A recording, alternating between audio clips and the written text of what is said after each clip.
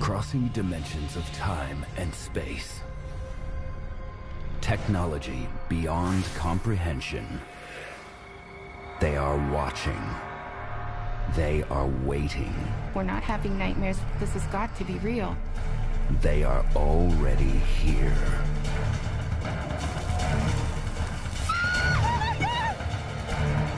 No matter where we went, they would always find us.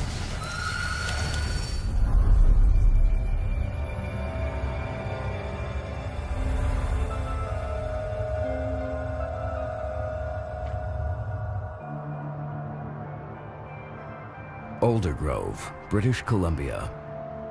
Located in the fertile Fraser Valley, it's an average working-class town where everyday life is simple and good. When my husband and I split up, then I decided that I wanted a better life, a quieter life for my children, somewhere where I felt they would be safe. So decided to look at Aldergrove and move there. It's very cunning indeed. The night of July 17th, 1991 started just like any other. The kids were in bed, they were asleep, and I had a friend who came to visit me. He'd actually talked about marriage at that point.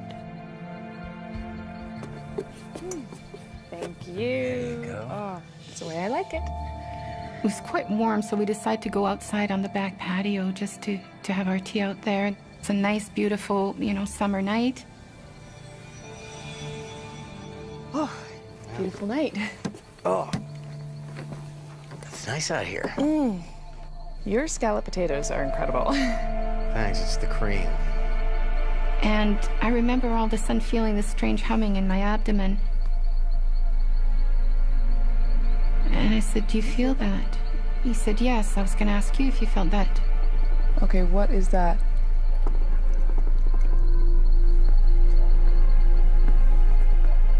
That's weird. And I said, "Look up." Tom. Wow.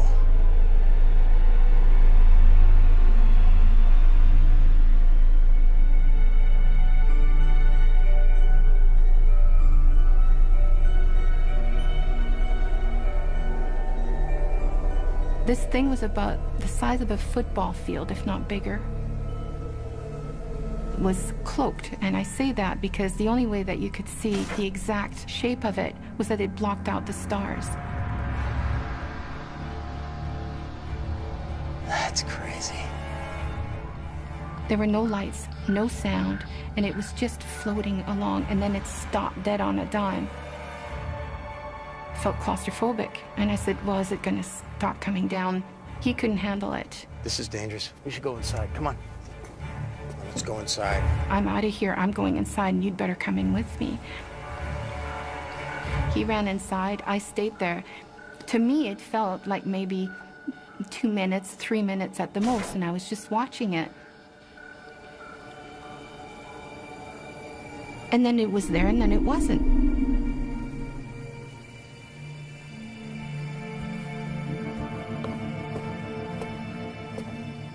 There you are. He just said, "Where have you been? Where'd you go? I've looked all over for you. You've been gone for quite a while." What? I've been right here. I'm watching whatever that was. Listen, I came out with the tea and you left.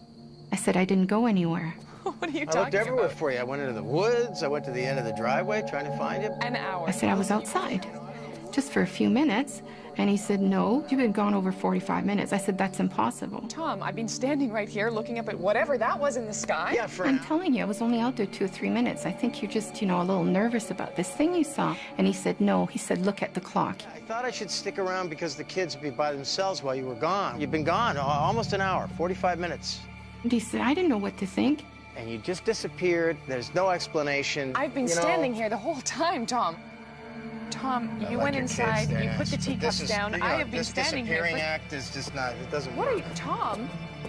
I had no idea where I'd been. After that happened, he never came back again. I got a phone call, "I'm sorry, goodbye." Yeah.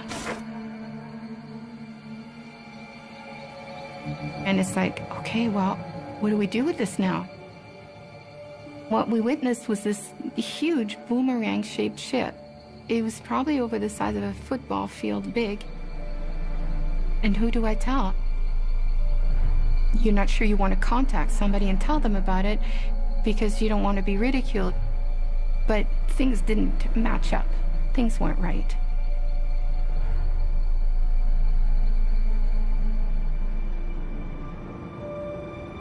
And then the next day, I contacted the planetarium in Vancouver. I said, did you get any other calls? And they said, no, but I'll put you in touch with Vancouver, UFO Vancouver, BC. And didn't even realize it was such a thing. Investigators from the UFO Reporting Center in British Columbia take Karina's case. UFO investigators told her that there was 15 other reports that night of similar objects. I've gone through the records of UFO BC, and we've had about 8 UFO reports of boomerang-shaped craft. It just confirmed that what we had seen was not imaginary. There really was something, because there had been other eyewitness reports that night. Is interstellar travel possible? Astrophysicist Dr. Jamie Matthews is the mission scientist in charge of Canada's first space telescope. I think it's important to keep in mind that the distances between stars are so vast that if you're traveling in the conventional sense, and if you're restricted by the universal speed limit of the speed of light, 300,000 kilometers per second. It's a high speed. But even at that incredible pace, it takes years to cross the distance between even the nearest neighboring stars. Our fastest space probes would take tens of thousands of years to reach the nearest neighboring star. So if people had a real intuition for interstellar distances, they would probably think more carefully about how likely it is that aliens are traversing those distances to visit us, and how often they would do it. I'm not saying it's impossible, but it's not as easy as it looks. What if interstellar travel isn't the only way aliens visit Earth? You know, maybe if we have visitors, they're not coming from another place in our three-dimensional spatial universe.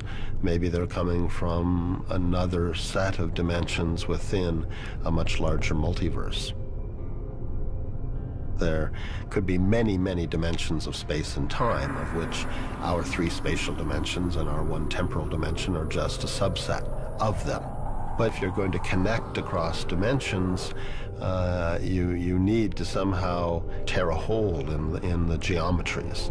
If creatures have found a way to do this, then they have developed a very sophisticated technology.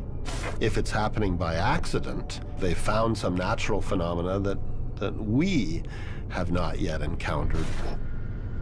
I didn't know what to believe. I realized that there was something very strange happening. There's 1, 2, 3 a year that really stand out, like the one with Karina, that really, demand more attention. This giant boomerang-shaped craft flew over them. Before that happened, though, everything went quiet. All the frogs stopped croaking. A dead silence. 45 minutes or an hour had gone by that wasn't accounted for. She doesn't recall what happened with that missing time. So where was she? I'm not sure what happened, what took place.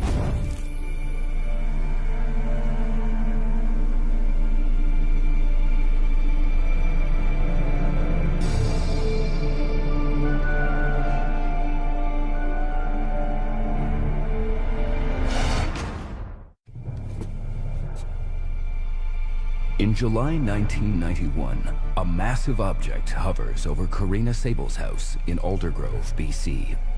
Oh, that's crazy. Karina learns that she disappeared for more than 45 minutes, missing time she can't account for. There you are. Yeah, I'm... Tom, I've been standing right here looking up at whatever that was in the sky. Yeah, for an hour.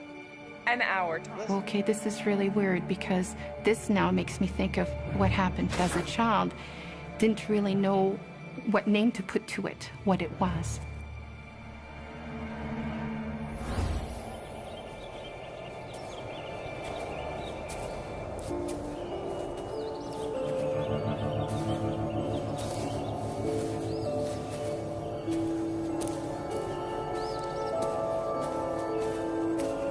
It was in October, close to Halloween, and little friends had come over and they said, you know, come out with us, we're going to go play in the forest.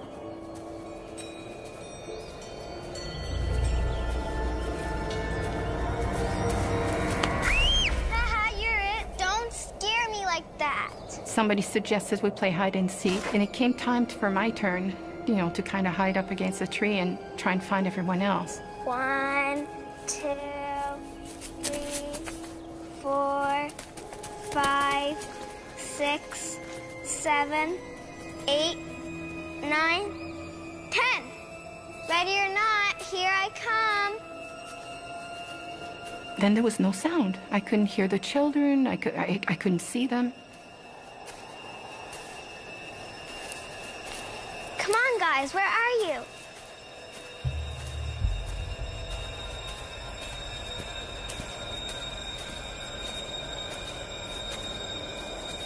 All of a sudden, it was like a strange musty smell came around me, kind of enveloped me. And it was like shivers.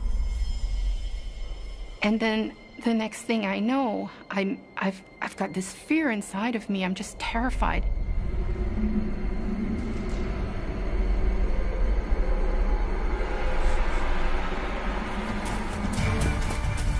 I don't dare look back to what's following me, but I know something's behind me.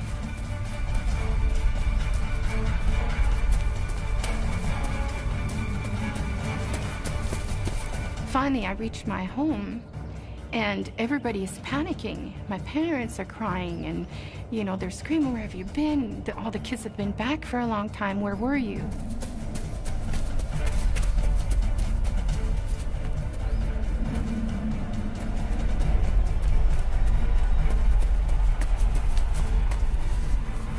To this day, I have no idea where I was or what happened, but I know that there was time missing.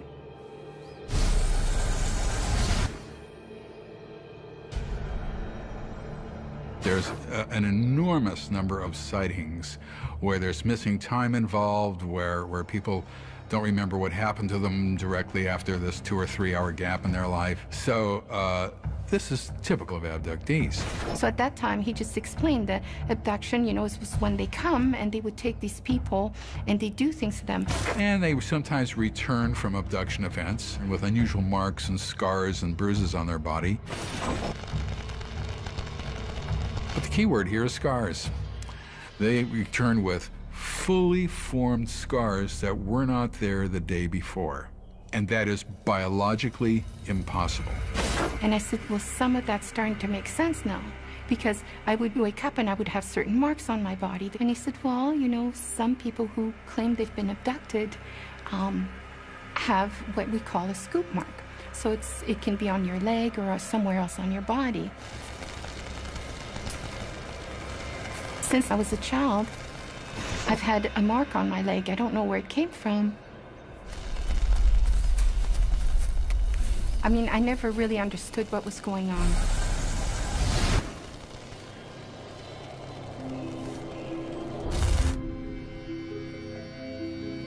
I went and saw a doctor, and I asked him to check it out to tell me what he thought it was. He didn't really come up with a specific answer. Is the unexplained mark evidence of an abduction experience? Well, definitely you question yourself. I never have taken any drugs. I didn't drink. I still don't. You feel absolutely and totally alone because you don't know who's going to believe you. I mean, if I was listening to someone else at that time, I would have said, I don't know if I should believe this. Over the next few weeks, Karina tries to put the sighting behind her. I had put the children to bed and I went to bed myself, and I just, you know, closed my eyes.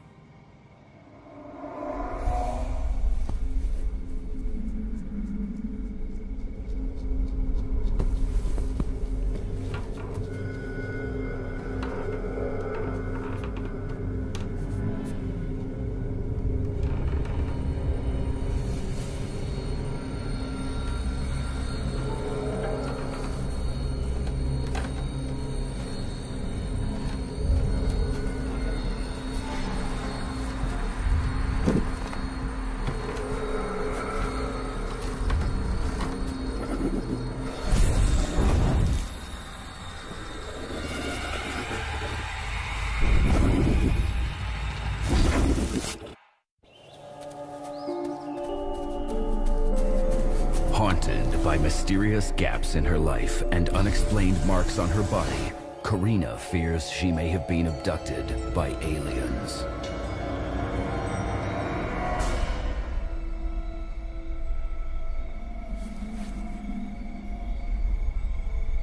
Weeks after witnessing a large object hovering over her house in Aldergrove, British Columbia, things take a nightmarish turn.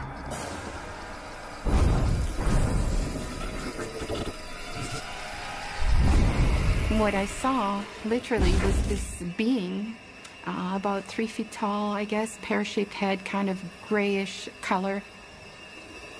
I felt terrified. There was a feeling, a sense that I'd seen him before, but wasn't positive. So I would see its image, like it would be there, and then its image would appear in front of it, and in front of it, and in front of it. So I don't know how else to describe them. It was kind of floating into her room.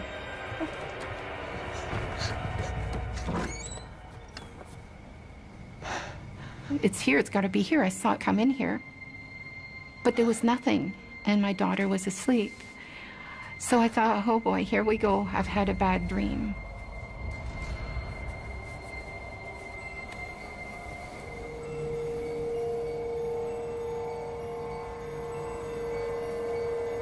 I seriously thought of putting myself in a psych ward. When those things happen, it's the first thing I think of is my children. How can I protect them? How can I stop all this? You know, on a mental, emotional, and spiritual level, you begin to question everything. I was brought up Catholic. So there's God, there's this, there's that, and then all of a sudden, well, who are we? Where are we really from? Who are these beings, and what is it all about? Why are we here? And then you feel absolutely and totally alone. Dr. Caleb Scharf runs the Astrobiology Center at Columbia University, looking for clues as to whether or not there's life beyond Earth. We are trying very, very hard in modern science today to find out whether or not we are genuinely alone in our solar system or alone in the universe as a whole. So until very recently, we just didn't know for sure that there are other planets around other stars. With modern technology, we've been able to eke out the signatures of planets around other stars. The fact that there are so many planets out there is quite surprising, because it means that planets form incredibly efficiently in this galaxy and probably in the universe as a whole. And that means that the opportunity for there to be planets a bit like the Earth or somehow similar enough to harbor life goes up enormously. I think we're sitting at 763 confirmed planets and more than 2,000 candidate planets. Our galaxy is packed with planets. There are more planets than stars. And we didn't know that a few years ago. And among those planets are a huge number of smaller planets that may be rocky, terrestrial-like planets, a bit like the Earth. The Goldilocks zone, which is sometimes called the habitable zone, is the region around a star where if you placed a planet like the Earth, it has the possibility of having a surface temperature somewhere between the freezing point and the boiling point of water. In other words, it's at the right distance from the star to be kept at a nice temperature. And the reason we're so interested in a planet that can have liquid water on its surface is that life can't exist without water in a liquid form. If you think about Earth, all the oxygen that we breathe essentially comes from plants and microorganisms. And a lot of the chemistry of our planet has been determined over 4 billion years of evolution by the microbial organisms living here. So when we look at alien worlds, what we're really looking for are the signatures of that kind of life. We're looking for environmental clues that life is playing a role in what happens on the surface of that planet. Obviously, we make a lot of assumptions when we talk about things like the Goldilocks zone and the need for water, because we're assuming that life out there somehow like life here. Is that right? We don't know, is the real answer. But we need to start somewhere, and the best way to begin is to use what you know as a template in the search for new things.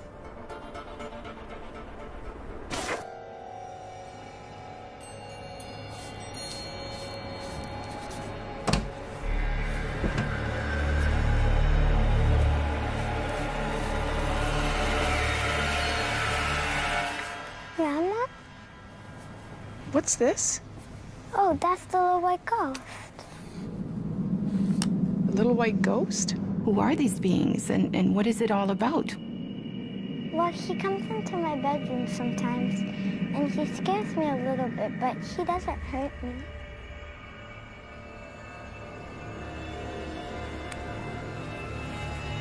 Sweetie, who's that? And then my daughter says, I don't like the pumpkin head man. Well, he said that he's the doctor. The doctor? Yeah. I'm really scared of him because he hurts me. He scares me a little bit. Oh, that's the doctor. That's the doctor. That's the doctor. After discovering her daughter has been painting disturbing images, Corina Sables is convinced something has been visiting her daughter's room in Aldergrove, British Columbia.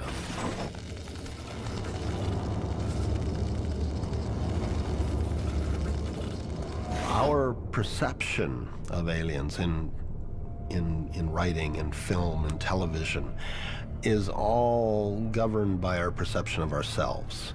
And so we try to have wild extrapolations, but really we can't because we have only one example of complex life here on Earth. Alien life may not look so different from us. It may have 2 arms, 2 legs, 2 eyes, and so on, because that is a natural solution to the problem of having a functioning organism. Life has to subscribe to the same rules that govern us here. The laws of physics, the laws of chemistry and biochemistry and so on. But how they manifest themselves, you know, how you go from simple organisms to complex organisms, it seems logical to us based on what we know about life here. We're saying, okay, you know, well, they've got to have like 2 eyes and stereoscopic vision. They should have 2 legs to balance themselves, you know, or whatever. But well, who knows? The other side of the coin is that evolution is a much more random process, in which case there could be alien life out there that has no resemblance to us whatsoever, but it senses things, it moves, it thinks, but it does it in a very, very different way. That too is a valid viewpoint. We just don't know yet which way it's going to go. Every time that we have had the capability of looking at the universe in different ways, to open our eyes to new regions of wavelength in the electromagnetic spectrum, or new time scales, or new distances, we've been surprised.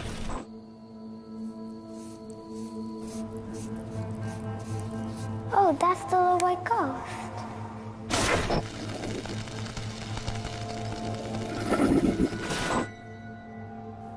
When my daughter ended up telling me about the doctor, it definitely brought me back to what really happened in Aldergrove.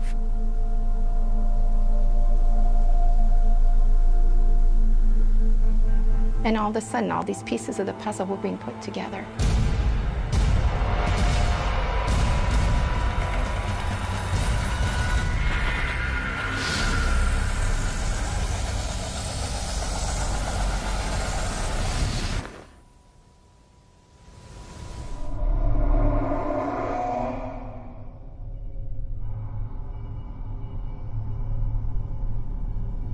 I remember being taken up in a very, very large ship, for lack of a better word. It was a gigantic room, and it was round. It wasn't lit very well, with subdued lighting. It had a strange smell in the air, very cold, and I would just be placed on this stainless steel table.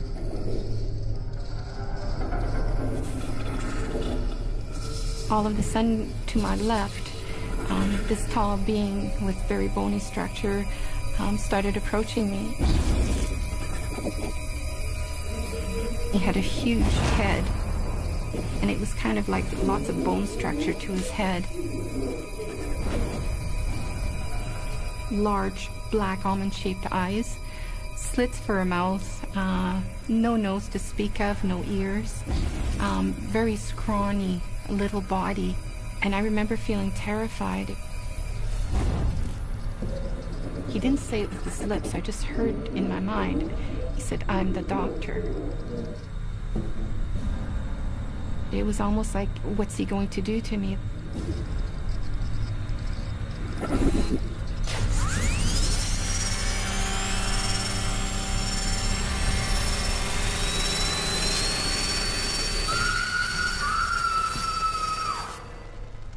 Dr. David Jacobs has spent 25 years researching the abduction phenomena. A typical abduction event is a person is taken out of their normal environment. They're then placed on this table and they have an examination of sorts. And I say of sorts because it's not a normal kind of examination. Routinely, sperm is taken and eggs are harvested.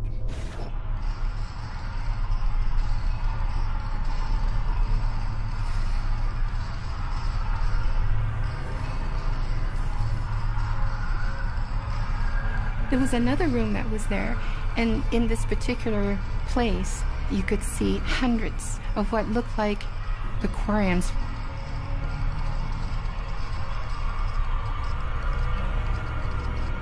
And all these fetuses were in them.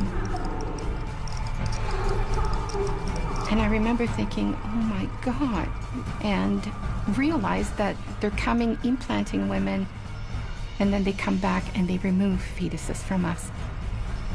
And this is what virtually all women say. And the goal is the production of these hybrid human-looking beings, cross between alien and human.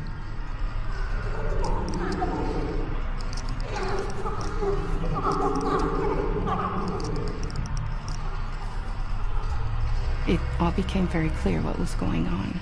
I always seemed to have female-type problems, and my mother had them as well. We would be pregnant, and then we would no longer be pregnant. We'd have miscarriages, but never actually found a fetus. Sorry.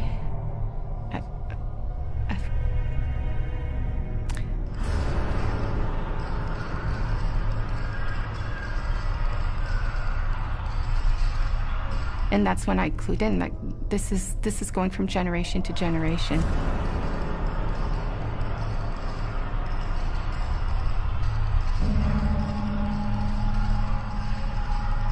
If you work with an abductee, there's almost a certainty that either their mother or their father or both were abductees. Now, if that's the case, and it's intergenerational, it also means, it works the other way, it means that the children will be abductees.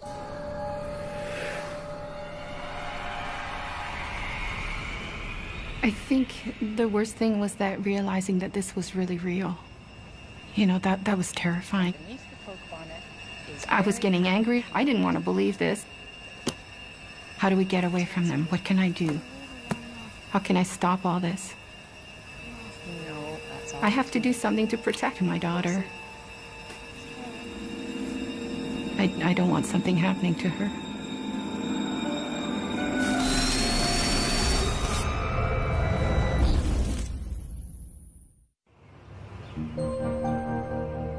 Looking for a safe haven from the haunting experiences in Aldergrove, British Columbia, Karina Sabins picks up and moves her family to the heart of the Okanagan Valley.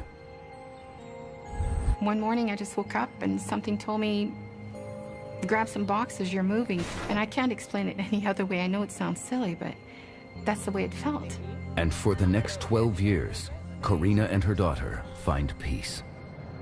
Kelowna is like the U.S.'s California. Very warm weather, semi-desert. Summers are great.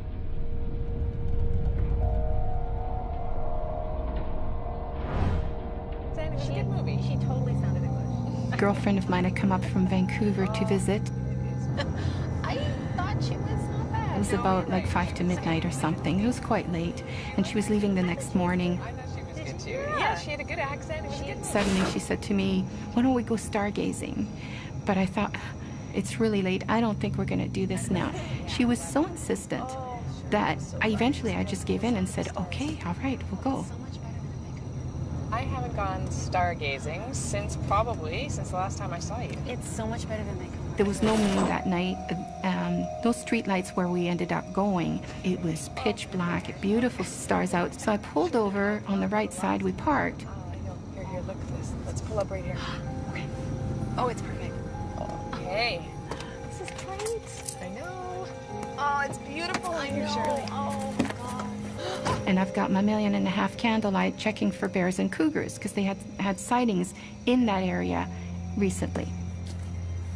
It's beautiful out here. Oh, so nice. It's good to be out. Oh, it is. Oh. All right.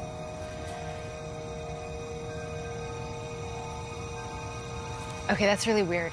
Right away, she said there's like 3 pinpoints, like stars in the sky. And they're green. They're neon green. They're coming together in a triangle, but they're green. I don't know. What is that? Airplanes don't do that. Helicopters don't do that. Something's going on. They're moving in. I turned on my light just because I was scared. When I first saw the eyes, I thought, okay, it's deer. And then reality checked in and I went, no, these aren't animals. This is something else.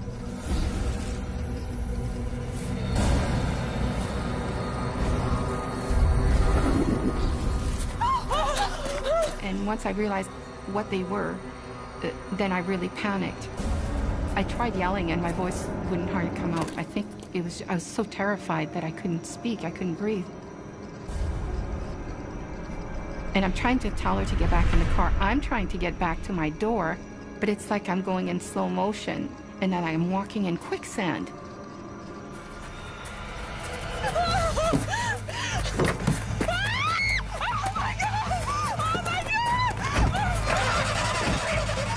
This thing's coming at me. I know it's going to come and get me. I have to get away.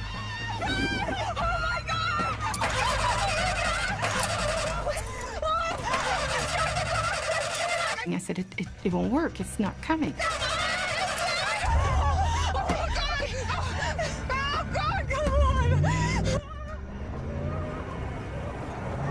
I don't believe what just happened. What's going on? What's going on? And then we just headed back towards town. Oh my God, we have to get away from them. What are you talking about? We have to get away. What are you talking about? God.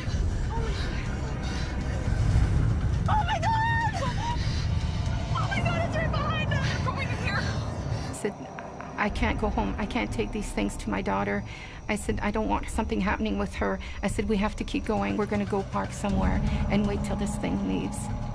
I went down the road further, up the mountain, where all these orchards are. What are you doing?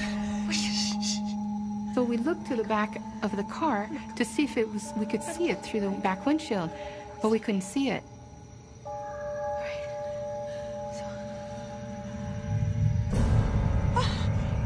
And it was above us. It was above the vehicle.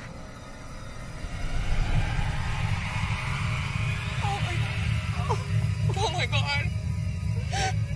I've got this weird feeling like I've walked through a wall of electricity, that every hair on my body is standing up.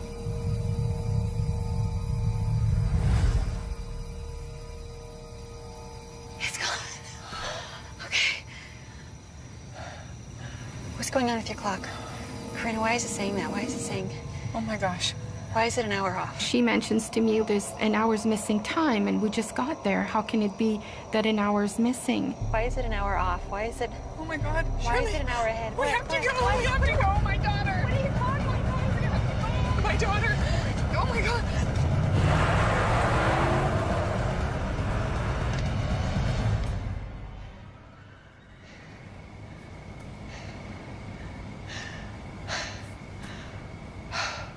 Everything seems fine, and my daughter was asleep. But deep inside me, some other part of me understood that there was nothing I could do to stop these things from coming back. 3 points, like they're stars? I don't know, but they're moving. And they're green. On July 27th, 2003, Karina Sables and her friend experience a terrifying close encounter with aliens.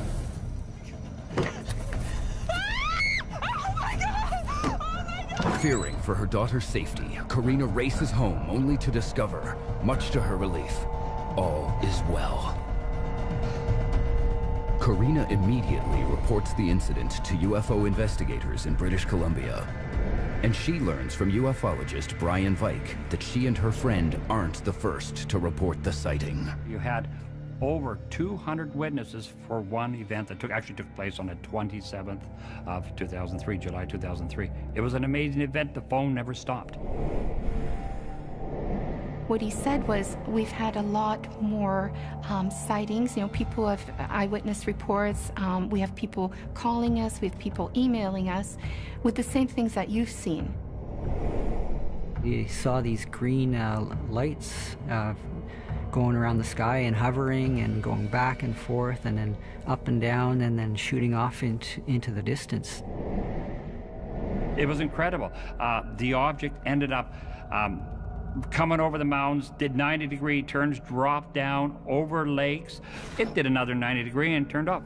Went over top of people's vehicles on the highway. It was bizarre.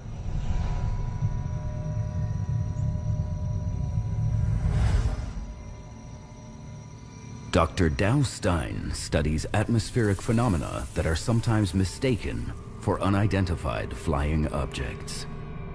The meteor is a small lump of material that has come loose in the solar system, that's become bound to Earth by gravity and plummets into Earth because it doesn't have enough speed to keep it in orbit. As it plummets to Earth, it eventually interacts with the atmosphere and burns up.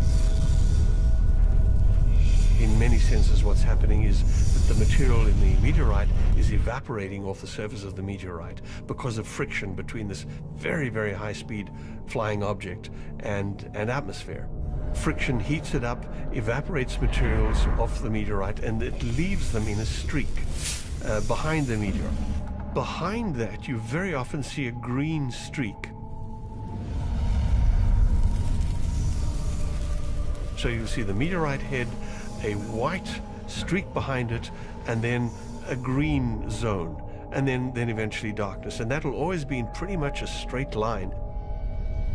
Who knows what height it was, how low it was, whether it was a large fragment or a small fragment low down.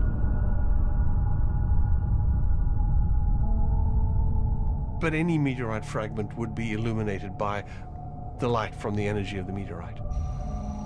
But Karina and her friends saw more than one neon light in the sky that evening. There were 3 of them, and they were positioned in a triangular formation and kind of going around, moving in strange directions. Some skeptics want to say, well, you know, it could be this, it could be that. But we were fully awake, lots of eyewitnesses. It was so fast, it was unbelievable.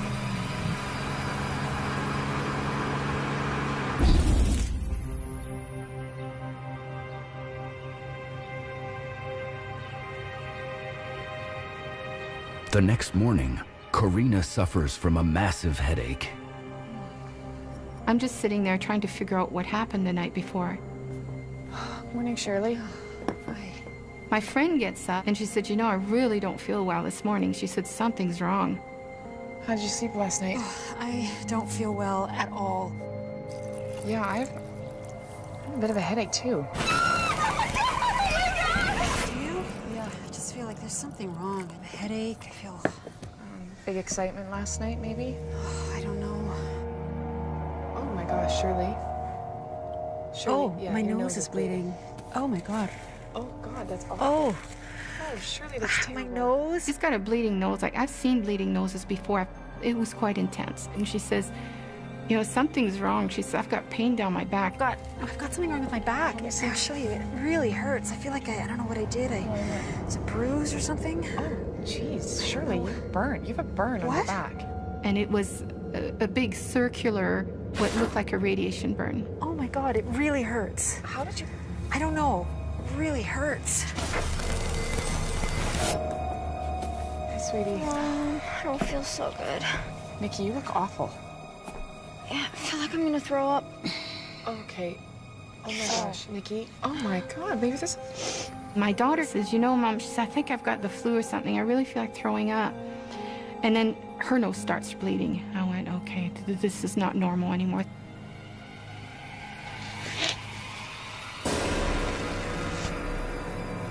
It hit me like a ton of bricks, and I went, no matter what I did to try and keep them away, they still got to her.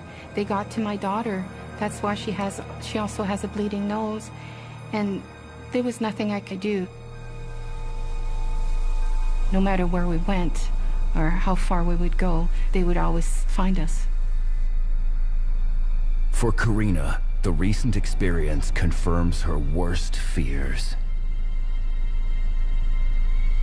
The last experience left me pretty raw and open again, you know, to remind me that they are in control, or that they can still come and do what they want, and that there's nothing I can do about it.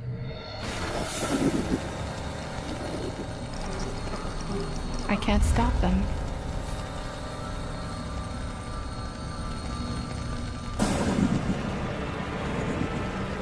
No matter where we went or how far we would go, they would always find us.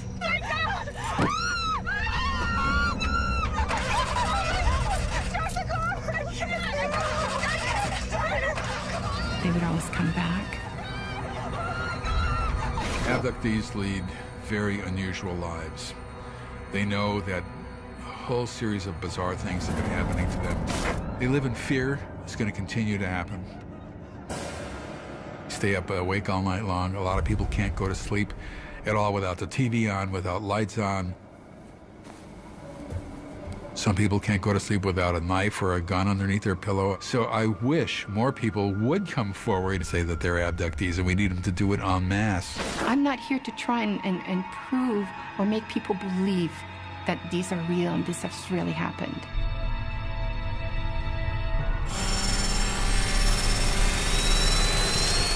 You can't let this consume you, because if you do, you won't survive. If I'm 50-something and I'm still here,